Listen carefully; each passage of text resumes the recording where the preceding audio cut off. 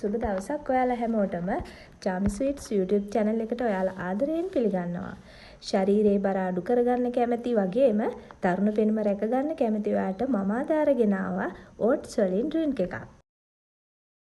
එහෙනම් බලමු අවශ්‍ය මොනවද කියලා.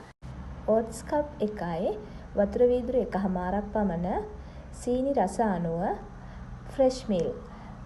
fresh milk වෙනුවට පොල් කිරි වුණත් පාවිච්චි කරන්න පුළුවන්.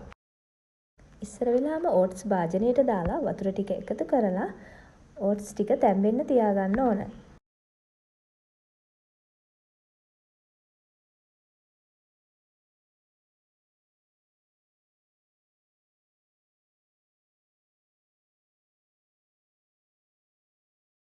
මේ හරියටම විනාඩි 2කට පස්සේ මේ වෙනකොට oats තැම්බිලා ඉවරයි.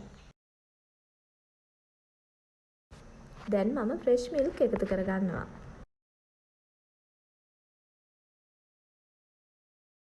බාල තරුණ මහලු හැමෝටම මේ ඩ්‍රින්ක් එක හරිම ගුණයි. ඩයට් කරන ඔයාට නම් මේ ඩ්‍රින්ක් එක හරියන්නේ හවසට.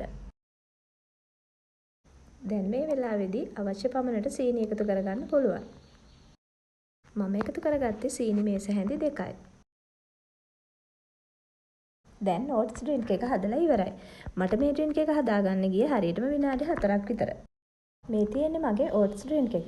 ඉතින් ඔයත් try කරලා බලන්න. ඔයාගේ අදහස් කමෙන්ට් කරන්න. මගේ වීඩියෝ එක හොඳයි නම් අමතක නොකර like කරන්න. ඒ වගේම ඔයා තාමත් මගේ channel එක subscribe කළේ නැත්නම් අමතක නොකර subscribe කරන්න.